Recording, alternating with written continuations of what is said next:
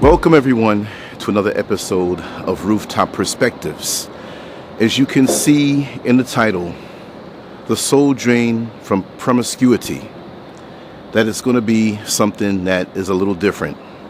And I want to share with a lot of our young men and young ladies, but mainly the men, because while we have promiscuous women in our community, we have promiscuous men, and I think that being a man who has testosterone, even though as I age every year it will be reduced and there's nothing that can stop that, I'm glad for that also.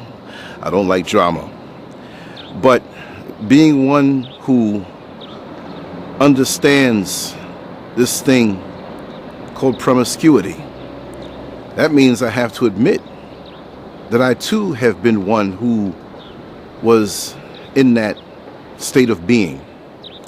And I say that with no shame, because one thing I'll say, I was never a predator where I would see an innocent young lady walking down the street and here I go, "Hey baby, what's your name? I want to get with you." No. I had a little finesse, and if I saw anyone back in those days when I was much younger that I may have been interested in, I approached you with respect.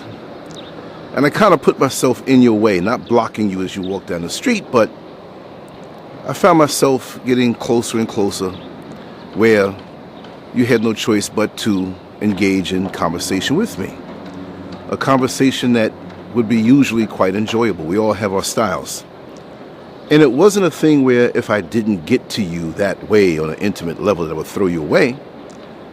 If I threw you away, it could have been because you had a crappy attitude, but there are people that I know, while we may not communicate every day, that know me from those days and who have been or had experiences with me who still have the utmost respect for me because of how I conducted myself.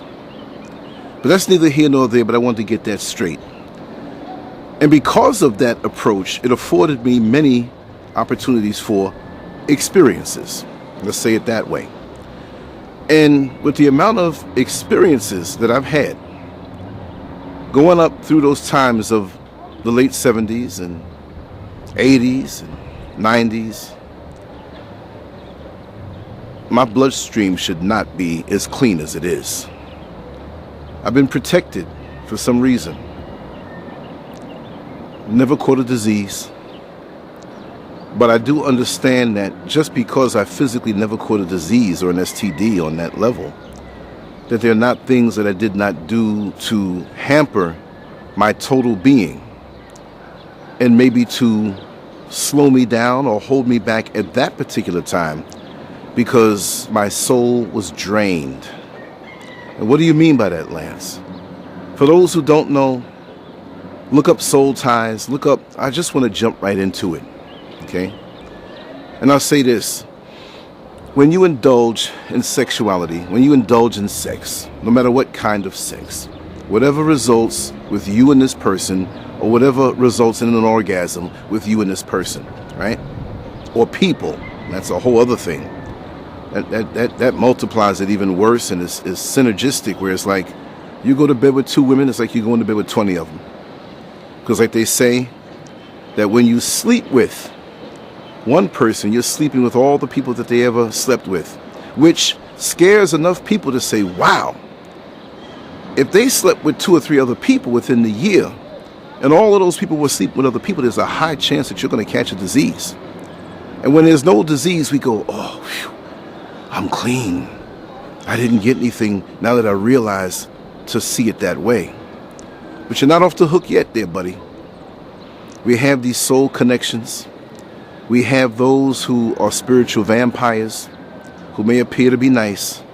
We have those who suck the energy from you and keep your spiritual gas tank full. And the easiest way to do it is through sex. The more direct way to do it is through sex. Sex is a very powerful thing that has been mishandled and misused and abused, and we have really shot ourselves in the foot or in the head because we didn't know how to handle sex. And of course, it is too powerful. It feels too good. It flavors the relationship when it's new, if it is a relationship or a one-night stand, it is just something that is so fabulous to that one who doesn't know the power of it and the dangers of it when you mishandle it. I was very much protected. So I can't know these things from experience and hands-on because there's no book that can tell me these things. They have a thing called semen retention. That when you don't, as a man, have an orgasm and release those fluids and countless minerals and countless things in you, it's not just a physical thing. It is a piece of your soul. It is a piece of your essence that every time you have an orgasm, it goes out to the world, whether you have an orgasm with somebody or you do it by yourself. You're still losing steam. And you can become confused. You can become in a way where you can't function as strong as you can usually function. So those who practice semen retention, they don't masturbate for a time. They don't have sex for a time. They may even get into an erotic situation, but they will not allow themselves to have an orgasm because now they're giving up too much that they're going to need in the long run. And yes, you can recuperate, but the more you do this and the more you find yourself at a deficient with your sperm as a man, is the less drive you have for life, the less perception you have. You're dulled, you're reduced. If you're out here just coming all over the place with women by yourself and whatever, you're reducing that. Your focus is reduced. How ironic, something so good that does have lots of benefits. But when misused, it really reduces your chance of success in life. But the promiscuity part, connecting with others, oftentimes that you don't really know what their true essence is and their true energy is. And I see I may have to talk about this in other videos because I only have so much time. I'm not going to end it now, but there's so much to cover from the experiences that I've had. I might take the whole next week and talk about it. Who knows? But when you lay in the bed with someone, whether it's 5 minutes the session lasted, you create somewhat of a connection because, see, this is how sex works. It's made to bind you to this person.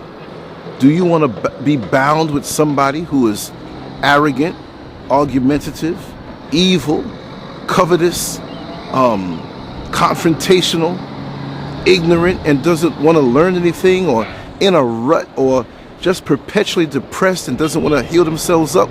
Guess what? When you have sex with that person, you average out with them. I have a saying that I always say, and I say it on the shows, and you probably heard me say it before, that if you go to bed, now me as a man, I'm going to say it as a man, and I'll say it again as a woman so you don't think I'm just being one way. But if you as a man go to bed with a dumb woman, you wake up a little more stupid. If you as a woman go to bed with a dumb man, you wake up a little more stupid. If the number 100 slips off and has sex with the number 50, it'll wake up as the number 75. It lost. But the number 50 who went to bed with the number 100, it gained because now it's now 75 also. So one loses and one gains in a general way. So this is why you as a man, you are a target depending on your status in this world, which really doesn't mean much. But your status as far as wisdom in the world that's not part of the engineered world that this world did not create. This man-made engineered matrix did not create. So it's obvious when you have lots of money, lots of homes, you may be famous or not, but you have income that can last not just for your lifetime, but for several generations. You have those who will come after you because it's a come up. And they're using their sex for that. And they will be very good at what they do to convince you to be with them so they can have close proximity to you, to use you. But the promiscuity of laying around with so many people because it feels good is hard not to do. Because we all, most times, unless we knew or were taught to be a virgin until we commit to someone. Notice I didn't say marriage, but that commitment where you know that you know that you know. We're going to bump into some situation that is accidental, wasn't planned, or we got caught up in this feeling with somebody and experimented when we were young. And guess what? That thing felt so good. Sexuality, sex, is almost like or comparable to what a crackhead says when he got that first hit of crack, and it was the most wonderful thing. It was the most intense thing. And he found himself chasing after that feeling for the rest of his life. Sometimes getting near it, but it never ever matches up. But every chance he gets that crack pipe and drops a piece of crack and to smoke it, in his mind, he might be getting ready to experience that first experience with crack once again. The same thing with sex. It doesn't have to be, like as a man I'm speaking, it doesn't have to be the most beautiful or the most this or the most that.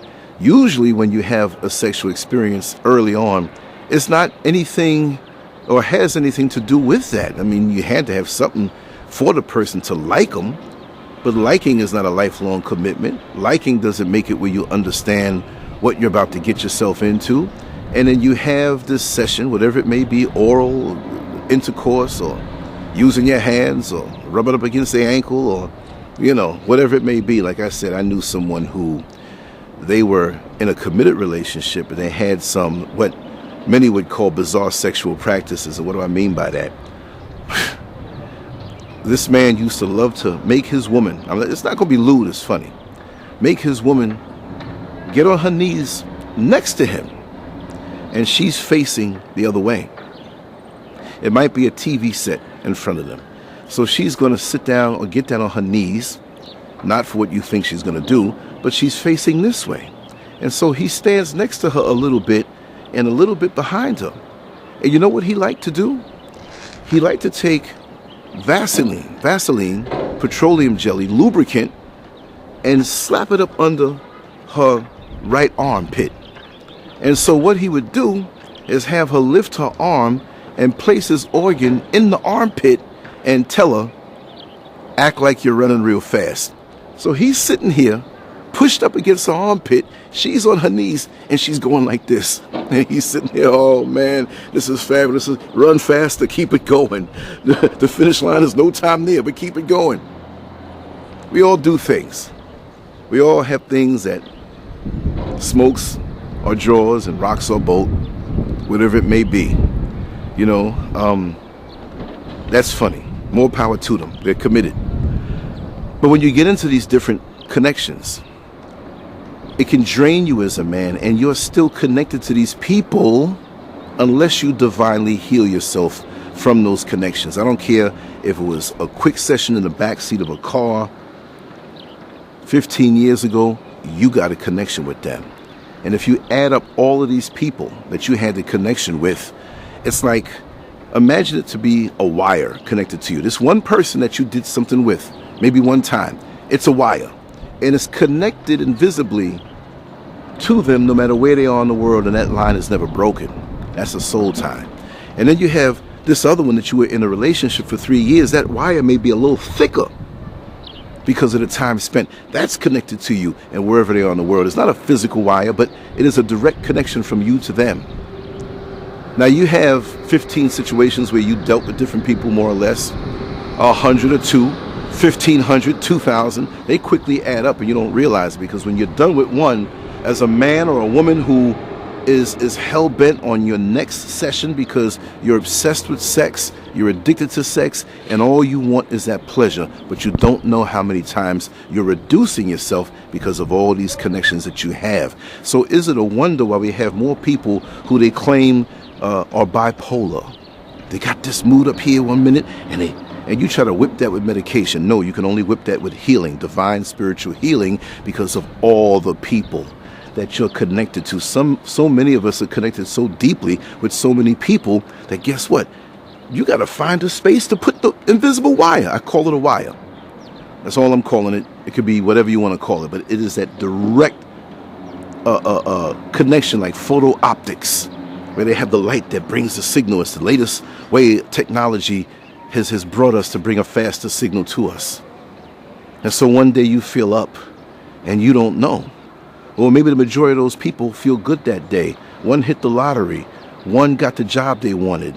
One got married and had a baby that, that they love, and they were trying to get pregnant for the whole time. But remember, what you do affects them. But it averages out with all the people that you're connected to. Hence, the soul drain. The soul drain. Not train, but drain. And so in your meditation and in your healing, you must acknowledge these things, because it's like having all these wires holding you down and you're trying to fly, but you can't because they're holding you down and draining you. You know, back in the day, how when you would put on the lights, or say, for example, we have circuit breakers now that are very powerful. But back in the day, we had fuses. And fuses were little things we screwed in to a slot, and an electrical current ran through it. Now, you may have the washer and in the dryer, and that one fuse or two fuses, the power ran through it. So if it was too much current going through it, it was a weaker metal connecting that circuit, and it would get hot and melt, preventing a fire.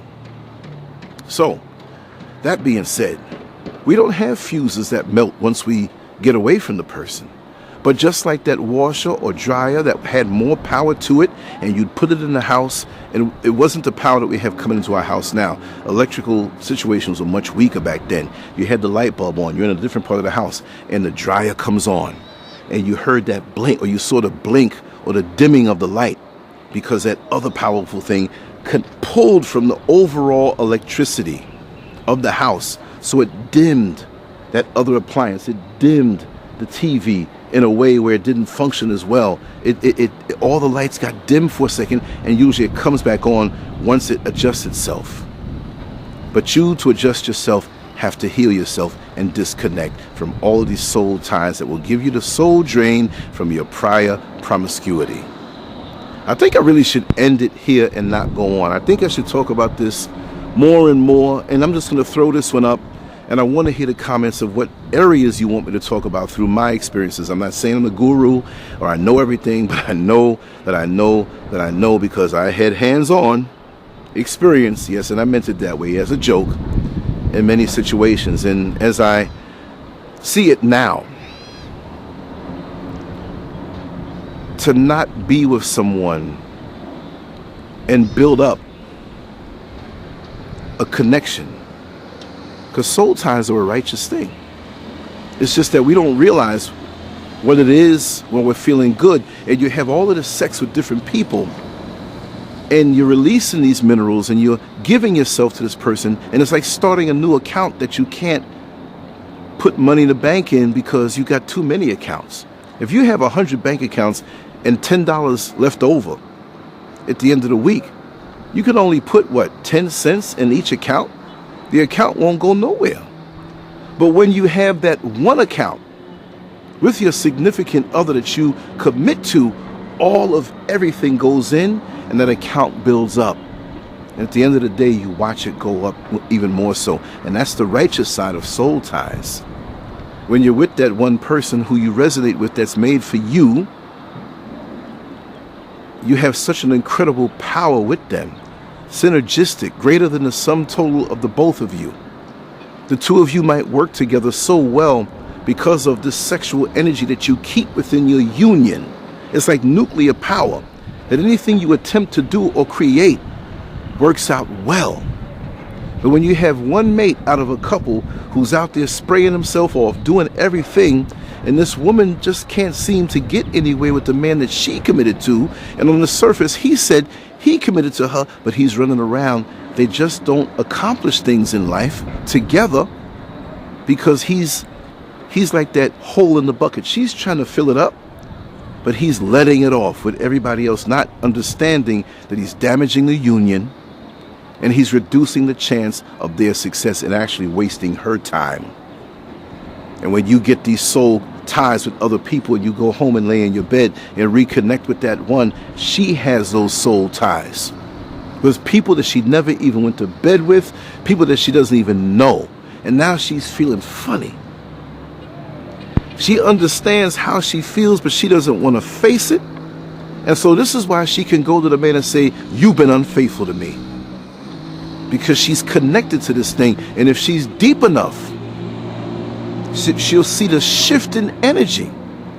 That your contributions to the bank account of the both of you, your contributions are very deficient. Hers is trying to add up. She's putting more effort into it, and you're going through the motions, but your energy is elsewhere. And creator forbid, if you're trying to take care of 10 women across town, what kind of success are you going to have? And this is why you have a lot of old, broken down players that get to a point in life where, oh man, I didn't build anything with anybody at all. And now I'm older, my knees are hurting, my penis doesn't work like it used to. Not even Viagra can get a raise out of it. Even if I did a headstand, my penis is so limp that it won't even raise up if I did a headstand and go near my navel. It's just sitting down, it's done. You sprayed everything off, you're done. And you're numb. Nothing excites you anymore, because you tried out too many different samples. Imagine you go to an all-you-can-eat buffet and say to yourself, you know what? I'm going to sample a few dishes, but could you imagine how nasty that plate would be if you had a big platter and took one scoop out of each of the hundreds of foods there?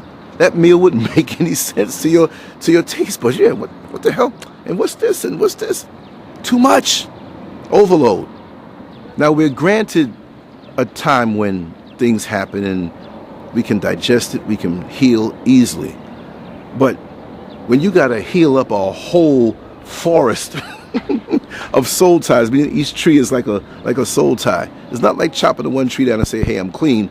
You got this vast forest that's also growing, because the soul connection to your mate righteously is something that you initiate, and when left alone, it accumulates righteously.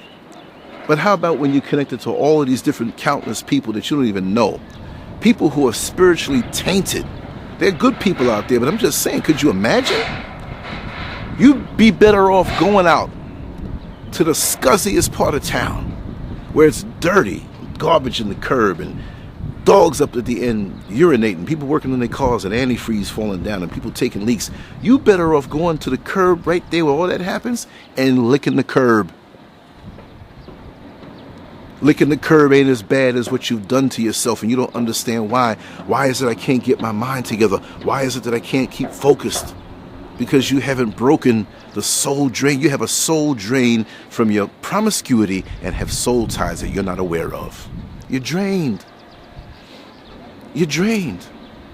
And let me tell you, Viagra and TRT shots and, testosterone replacement therapy, all these things. So if you're focused just on sex, they ain't gonna work after a while, because our bodies are made to go back to the earth. There's a time and place for us to be at our sexual peak. And yes, even when we get older and we're not the man or woman that we're supposed to be, and usually it's on the man, because all the woman got to do is go and pat it on down there, moisten it up, and she's ready to go. You're going to have to defy gravity. You have to stay up. You're going to have to work it. And that's going to eventually fade. Doesn't mean you're supposed to give up and not be healthy, or just give in to not being healthy. A lot of us cut our health and our performance and our libido by the things we eat, by the things we drink. That's a different topic. But eventually it catches up with us. So if you identify, and a lot of black men, I will say, do this, they identify with the power of the genitalia. Because in this world, we are shut down and shut out from having true power, and many of us don't have the infrastructure to join on to, or the mentors or the people over us in our community that are not there anymore to tell us the right way to go. So we try to find out what manhood is on our own. And what does the TV tell us? Well, we know manhood is being attacked, and this is why so many men are punking out on manhood and trying to put on a dress and chop their genitals off, use hormones, and become something that they're not. Or they had a situation at home where they despised a false manhood that wasn't righteous, that maybe have done something to them, or maybe saw them beating their mother, and they don't even want to be a man because that's what they think a man should be, or that's what they were shown a man to be, and they don't want to be that. So I'm not even going to say or get in that topic, because every topic we talk about spawns dozens of other ones. But you got to give in to that sooner or later. You're not going to screw every single woman you see. And if you focus on that so much, you'll find yourself older, not even craving this, but your mind is still there. So you see something and you feel like, I need to talk to her. You're like, wait a second. Not because of a chronological age, because we all fade off at different ages, but your mind should have been elevated that you have this thing built with your one woman, that you're not performing like that sexually anymore. But it's beyond that, because now you're connected and elevated on such a high level that even holding hands with her is orgasmic. Laying in the bed and holding her is orgasmic. Looking back at the history that you created, the children that you created, if you have any, those came out of you. Those were created and born out of a love and connection. And each one of those children have such a strong personality because they came from a strong root. Not just this kid over here, and I had one cross town. I'm not making fun of anybody, because many of us have situations like that. But our families are spread out. And it's like not a pyramid scheme, but a pyramid, right? Where you have these children. They undergird you on a spiritual level because you brought them into this world in a clean vessel that had no soul ties. That when you put all of your personality and your id physically to fertilize that egg, it was so much more going on than just a penis and a vagina. The times I created children in my life, I knew it. It was different. It was different. Inside, this woman loves you. In a perfect world, she loves everything about you, the man that you are, morally upright, a pillar of society, transparent in all of your dealings, and reassuring her that any area of your life she can go into, because you want her to know that you're gonna earn her trust. Don't just say, trust me, baby. No, you gotta earn her trust as a man. There ain't no PIN code on this phone for you. There's a PIN code on this phone just in case I leave it somewhere and have to go back and get it, that people don't go into my financial situation. But the PIN code that I have, you got it too. My phone rings, you answer it. Something pops in on my phone, I don't get nervous and dive for the phone. Pick it up and look at it. Just tell me what it is. I can leave my phone at home in a perfect world with no PIN code, or if she knows it and she can look through it. Do you know what that does to a woman? It's not just because of a phone. I can go and use different examples. And she opens her legs for you. Not because she's just hot to trot, but she opens the doors to her heaven because you've earned it. And you, knowing that you earned it, stand tall. And knowing that you've earned her love and her trust, and that every millimeter of what she's offering to you, you have earned it. And when you push in, and just the thought of you being inside of her makes her moist, and you go and you become one, and she wraps her thighs around you, and she even tries to tilt her pelvis upward to receive you even more. It's a beautiful thing, but the world has made it something decadent. The world has made it something cheap, because they took that vibration of the promiscuity and the soul drain that's eventually to come, and wandering spirits looking around for the next glorified friction provider, because that's all they are. But you're building an empire with this woman as a man, and she knows. That's why you've earned her trust, and she wants you all inside. Baby, put it in deep. And you know us in the black community, we're going to make up terms for this thing, but it's a righteous thing. She wants you in balls deep. And she loves you so much and wants to create a future with you, and wants to create something to project into the future, that she wants every drop of what you have to give. And you know this. And when you begin to release from the overload, not just of the pleasure and the friction. You see, an orgasm that's righteous is different than an orgasm that's just friction. You begin to feel parts of your soul come down and get ready to leave out of you. A piece of you, not just the body, but a piece of your essence. Because you trust this woman and you know this woman, and she also earns your trust that she's so fertile and ripe for you. And she is given this place for you. Like you have a garden, but before the seeds are planted, the soil is taken care of from years and years of remaining untouched. The soil is so ripe. It looks up to the sky and accepts the rain and the minerals and things that when you come now, after earning it, that's where you're supposed to plant your seed. It's been waiting for you, even before she knew who you were, but she knew you existed. And she cultivated the character and the morale that when I do open up, this is not a cheap session. Now the world would say or see that if some lower vibrational person came by and peeked in your bedroom, they would probably just come out, and they get busy, not knowing the divine thing that's happening between two people. And the way you feel in your heart, your mind, and your soul, you're just so taken over because this is such a spiritual event. And it feels good. And there's no difference between the spiritual and the physical and the mental when you have an orgasm, which the word orgasm is really too cheap to explain. When everything comes together in that perfect righteous storm and a child is conceived with these ingredients of your essence that you've been waiting and saving. Do you put inferior ingredients in your kitchen to make a meal? The meal would taste bad. When you have a child come out of a union like that, guess what? That personality is strong. You notice traits of the both of you, and they have such a strong id, a strong identity, that they go on to success, and anything that comes in their way to knock them down, they step over it, and it does not bother them. It can't control them. They are born a winner because the foundation was so strong. Who wouldn't want that? But if you're a man who has been all over the world and hasn't healed up and realized the power of what you possess through your organs, but in your heart, in how you carry yourself, you can see an attractive derriere and say, that's a well-built woman.